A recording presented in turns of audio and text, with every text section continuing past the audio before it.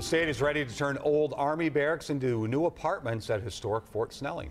Lieutenant Governor Tina Smith says 26 buildings on the fort's upper post will be renovated into affordable housing. The state chose Minneapolis developer Dominium as their partner in the project.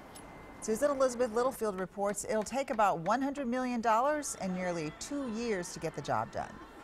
On the same grounds where thousands of U.S. soldiers once trained and processed for war, hundreds of working men and women will soon live, play, and raise families. This place, which holds such a central location in Minnesota's history, is now going to be transformed into an important part of Minnesota's future as a home for people who need a place to live. Lieutenant Governor Tina Smith says the rehabilitation will involve 26 historic buildings, including the massive soldiers' barracks, the officers' quarters, even the former clock tower building that was the first structure built at the fort back in 1881.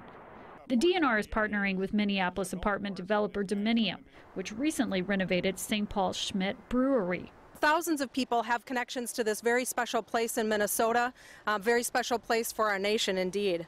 The state building renovations are taking place on Fort Snelling's upper post, which housed soldiers during the Spanish-American War, a language school during World War I, and served as a processing center during both World Wars. When people were either enlisted or drafted into one of the wars, you'd come here, you'd get your uniforms, you'd get a medical exam, you'd march around, get a few basic skills, and then you'd be shipped off to basic training.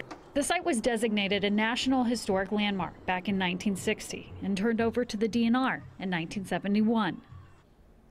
The affordable housing will be open to families with a combined household income of less than $60,000 a year. They hope to have the project open and ready for tenants in 2018.